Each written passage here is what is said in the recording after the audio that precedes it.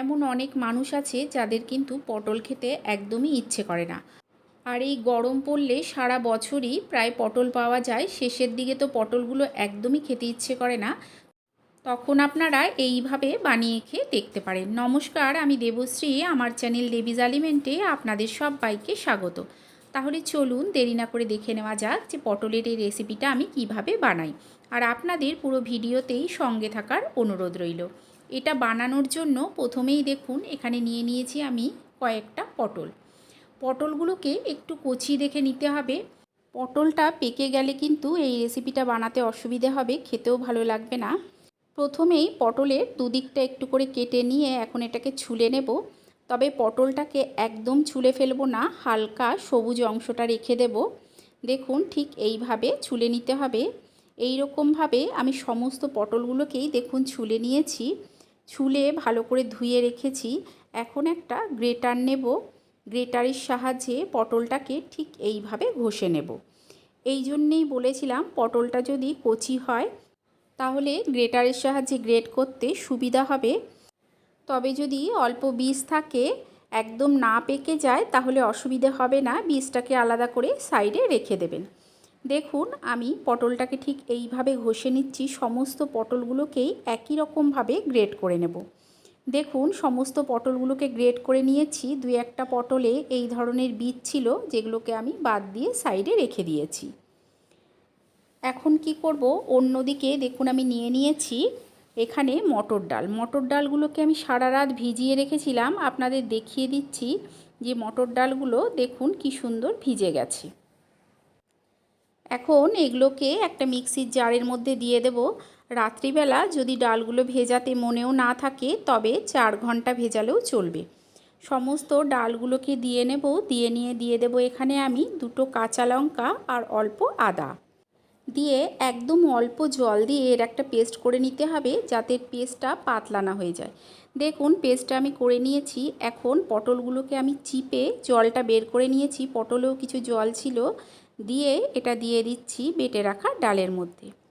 সমস্ত গ্রেট করে নেওয়া পটল দিয়ে দিচ্ছি 1 চামচ জিরে গুঁড়ো, দিয়ে দেব 1/2 চামচ হলুদ গুঁড়ো, আর দেব 1 চামচ লঙ্কার গুঁড়ো, আর এখন দিয়ে দিচ্ছি স্বাদ অনুযায়ী লবণ।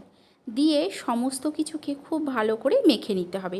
তবে লক্ষ্য রাখতে হবে মাখাটা যেন একদম পাতলা না হয়ে যায়, সেই জন্য ডালটা বাটার সময় একদম অল্প জল দিয়ে বাটার চেষ্টা করবেন। এখানে দেখুন একটা কড়াইতে আমি সাদা তেল গরম বসিয়ে দিয়েছি। এখন ওই ডাল আর পটলের মাখার অংশটা থেকে ঠিক এইভাবে লম্বা লম্বা করে গড়ে নিয়ে আমি এগুলোকে ভেজে নেব। তবে আপনারা চাইলে গোল গোল বড়ার মতো করেও ভেজে নিতে পারেন। নিজেদের পছন্দ মতো শেপে এগুলোকে গড়ে নিয়ে ভেজে নিতে পারেন, স্বাদের কিন্তু কোনো পরিবর্তন হবে না। দেখুন আমি ঠিক এই রকমভাবে দিয়ে গ্যাসের ফ্লেমটাকে মিডিয়াম টু হাইতে করে এগুলোকে ভেজে নেব। একটা পিঠ হয়ে গেলে উল্টে দেব, উল্টে দিয়ে অন্য পিঠটাও ভালো করে ভেজে নেব। এগুলোকে একটু লাল করে ভালো করে ভাজতে হবে, তবে হাই ফ্লেমে কিন্তু একদমই ভাজবেন না, তাহলে কি হবে ওপর থেকে পুড়ে যাবে আর ভেতর থেকে কাঁচা থেকে যাবে। দেখুন এগুলো আমার ভাজা হয়ে গেছে, এখন এগুলো তুলে নেব।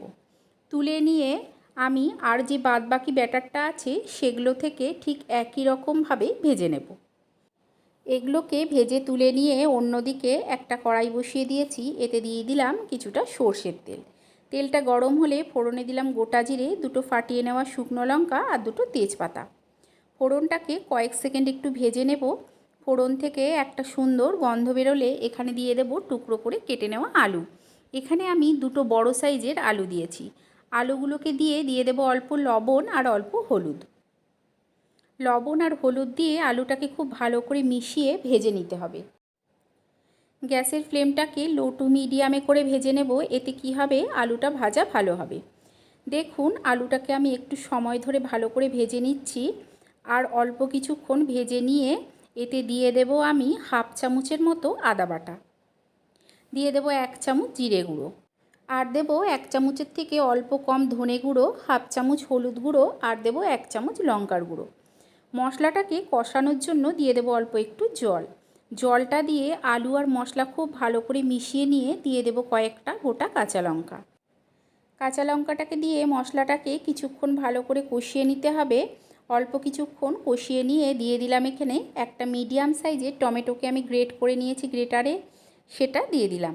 দিয়ে খুব ভালো করে মিশিয়ে মশলাটাকে কষিয়ে নেব যতক্ষণ না মশলার থেকে তেলটা আলাদা হয়ে চলে আসছে আর মশলার কাঁচা গন্ধটা চলে যাচ্ছে ততক্ষণ মশলাটাকে কষাতে হবে। মশলাটা কষানোর সময় গ্যাসের ফ্লেমটা লো টু মিডিয়ামে রেখে কষাবেন, তাহলে মশলাটা কষানো ভালো হবে। দেখুন মশলাটা আমার কষানো হয়ে গেছে। এখন এতে দিয়ে দেবো আমি জল। জলটাকে দিয়ে ভালো করে মিশিয়ে নেব।